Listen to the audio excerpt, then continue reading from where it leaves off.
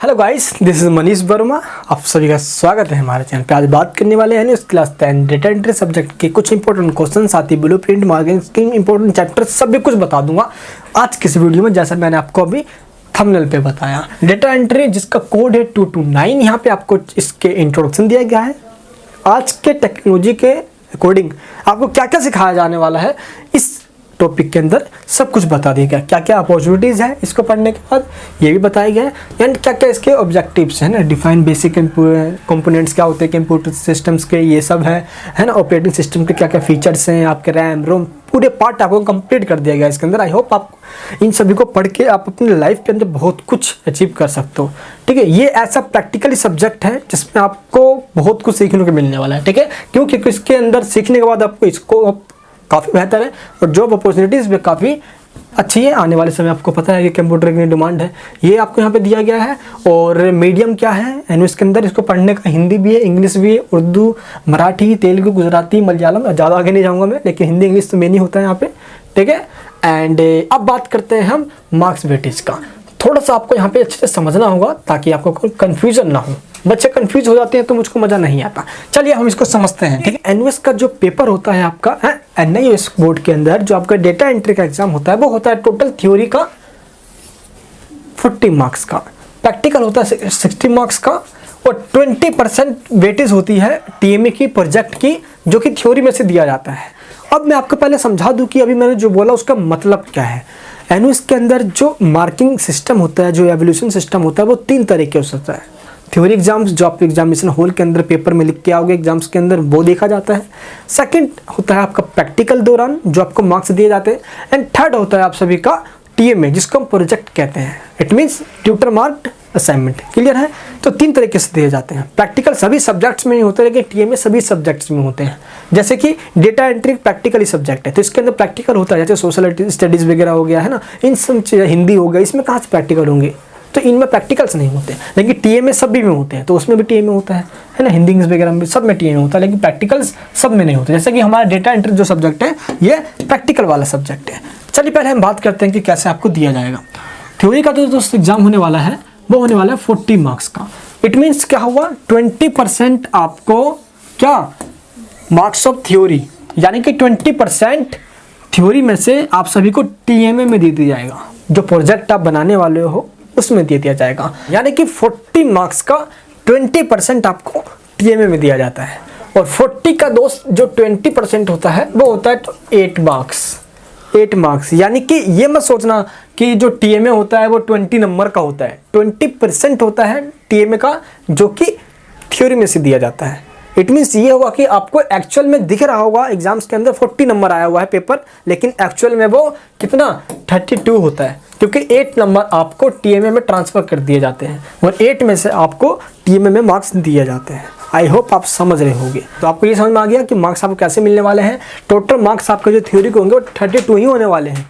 8 marks दोस्त आपको TMA में दे दिए जाएंगे, यानी कि आपको टोटल जो होगा वो 40 नंबर जो दिख रहा है आपको एक्चुअली में, वो इसका जो रियलिटी है वो क्या है 32 का है। 8 नंबर तो आपको इसमें दे दिया जाता है, उसका वेटेज याद रहे। तो बहुत बच्चे सोचते हैं कि 20 नंबर का होता है, ये नहीं, कितना भी हो ये डिपेंड करता है थ्योरी मार्क्स के ऊपर। ठीक है, अगर जितना ज़्यादा ही आपका थ्योरी मार्क्स का होगा उतना ही ज़्यादा आपका क्या टीएमए मार्क्स में आपको मिलेगा। ठीक है, तो आपसे कह दो अच्छा टीएमए तो फ्री के मार्क्स होते हैं यार, प्रोजेक्ट सिंपल बनाना होता है। तो इस तरीके से आपका 40 में से 20% टीएमए में दिया जाता है, 60 मार्क्स आपके सेपरेट होते हैं। बात करते हैं पासिंग के लिए कितना चाहिए, यानी कि 40 में से जो कि टीएमए और थ्योरी के दोनों को मिला के बता रहा हूँ 33% आना चाहिए। अब 30% दोस्तों आप निकालोगे तो लगभग 13 से 14 मार्क्स आपको चाहिए पास होने के लिए, सिर्फ एग्जाम्स के, यानी कि जो थ्योरी है उसमें पास होने के लिए। ठीक है, अब बात करते हैं प्रैक्टिकल में पास होना है तो दोस्त आप सभी को 40+ मार्क्स चाहिए ही चाहिए। ठीक है, याद रहे क्यों, क्योंकि प्रैक्टिकल और थ्योरी में अलग अलग पास होना पड़ता है। आप टीएमए और थ्योरी को मिला के पास तो हो जाओगे। मान लो आपके 8 में से 5-6 इसमें मिल गए और 10-12 नंबर आपको इसमें मिल गए, है ना, डेटा एंट्री के थ्योरी एग्जाम में, तो आपका 13-14 दोस्तों 15-16 तो आपके ऐसे ही आ जाएंगे, तो पास इसके अंदर। लेकिन आपको इसमें भी पास होना पड़ेगा। अगर आप थ्योरी में पास हो गए और प्रैक्टिकल में फेल हो गए तो आप पास नहीं हो पाओगे। ठीक है, आपके एग्जाम्स के अंदर S/C P subject yet to clear practical, आपको फिर से आ जाएगा प्रैक्टिकल क्लियर करो तभी पास लिखा आएगा, SYCP लिखा आ जाएगा। अगर आप प्रैक्टिकल में पास हो लेकिन थ्योरी में फेल हो गए तो यहाँ पे आपको SYCT लिखा आ जाएगा, ठीक है, जो फाइनल जब आपका रिजल्ट आएगा उसके अंदर। तो याद रहे, अगर आपको ये सब कुछ भी नहीं लाना, अगर आप मान लो कि थ्योरी और प्रैक्टिकल दोनों में फेल हो जाते हो तो SYC लिखा आ जाएगा, आप थ्योरी और प्रैक्टिकल दोनों में फेल हो। तो मैं नहीं चाहता दोस्त आपको ये सब कुछ लिखा है, आपके सिंपल P लिखा है, बच्चा पास है, वो भी एक्सीलेंट मार्क्स है। क्लियर है यहाँ पे? तो ये आपको ध्यान रखना है, 40 मार्क्स 60 मार्क्स टोटल कंबाइन करो प्लस करो 100 मार्क्स हो गया। आई होप कि आपको समझ में आ चुका होगा। अभी हम बात करते हैं यहाँ पे scheme of evolution. Theory paper 40 marks का आएगा, प्रैक्टिकल वर्क आपका 60 नंबर का होगा, ये आपको 100 दिख रहा है देखने में, लेकिन 40 में से ही आपको 8 मार्क्स किसमें, यानी कि इंटरनल असेसमेंट जो आपका जो TMA है, जिसको हम प्रोजेक्ट वर्क कह रहे हैं, वो आपको थ्योरी का 20%, इट मीन्स 40 में से 8 माइनस कर दो।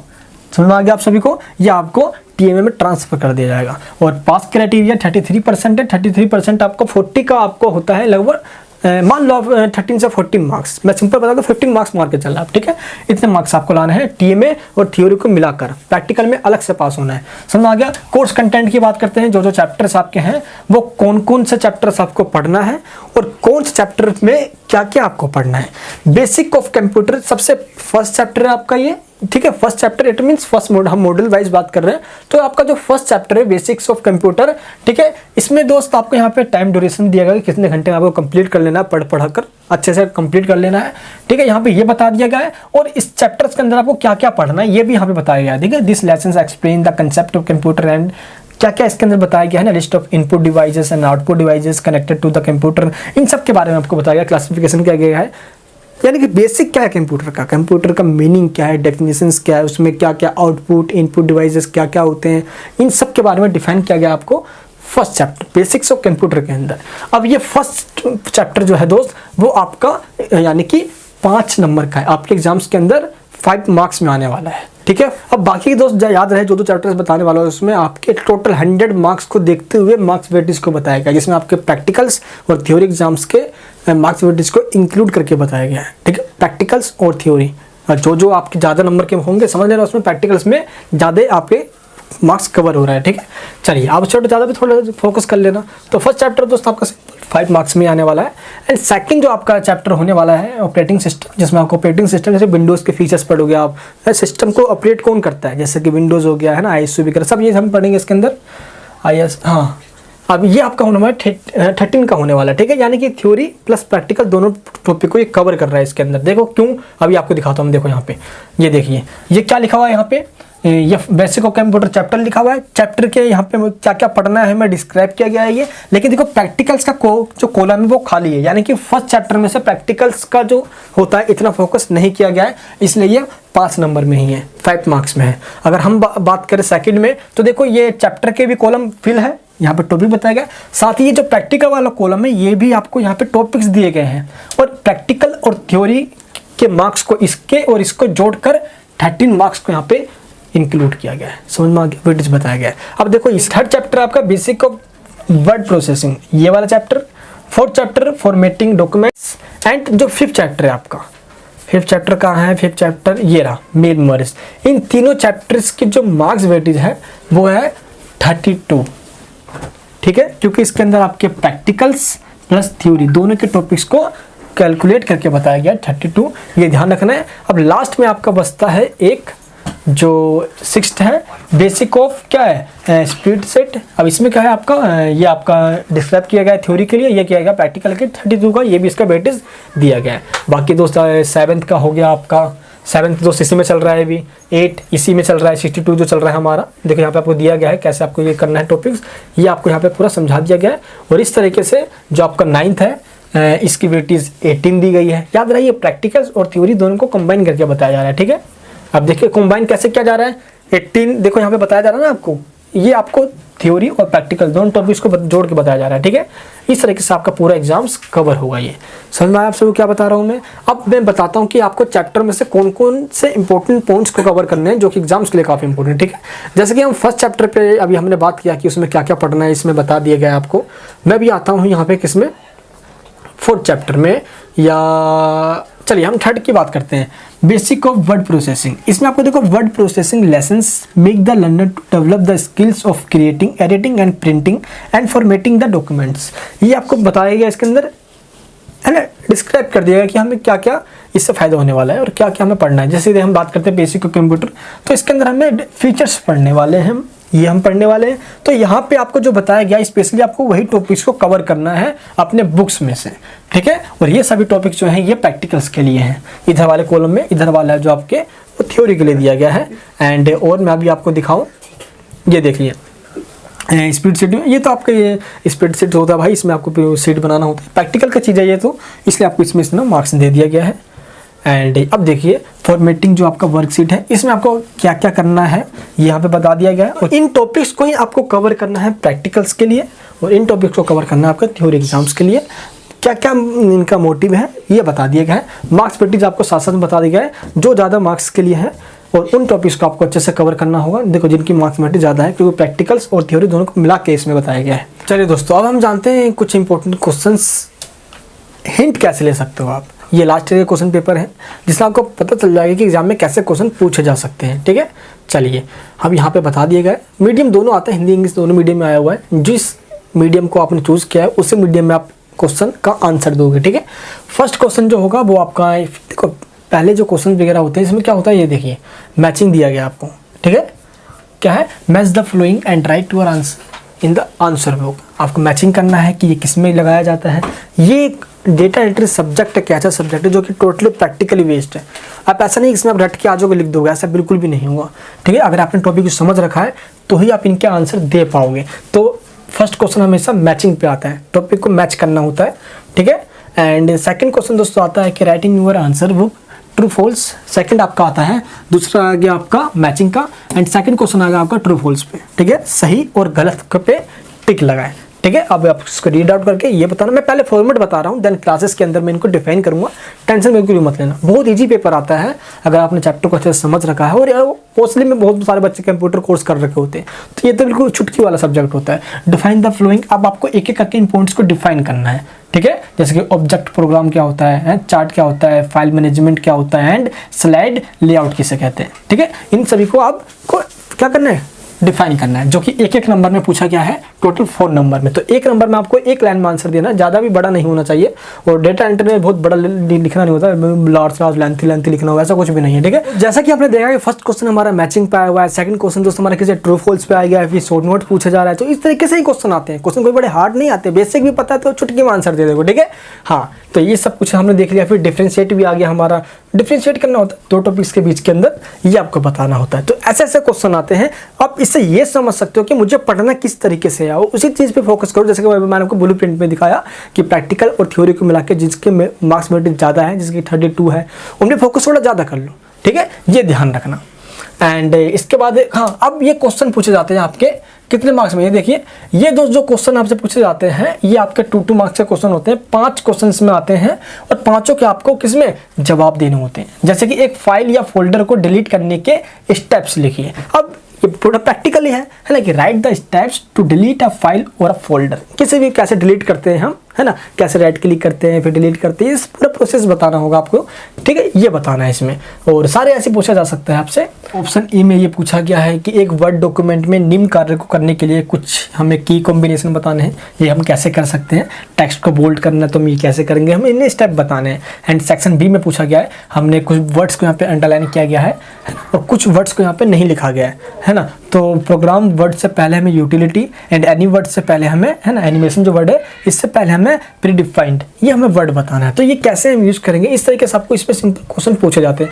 टोटल क्वेश्चन प्रैक्टिकली आते हैं, कोई भी अगर हम क्रैमिंग करके जाते हो, रट के जाते हो, तो आपको बहुत दिक्कत आ जाएगी, ठीक है। नेक्स्ट क्या है, write the steps to plot a column chart for the क्या data given in the below table. अब देखो दोस्तों, अब हम एक चार्ट कैसे बना सकते हैं MS वर्ड के अंदर भी, तो आपको इसके स्टेप्स वगैरह यहाँ पे पूछे गए हैं। तो ये ऐसे ऐसे क्वेश्चन आते हैं, है ना।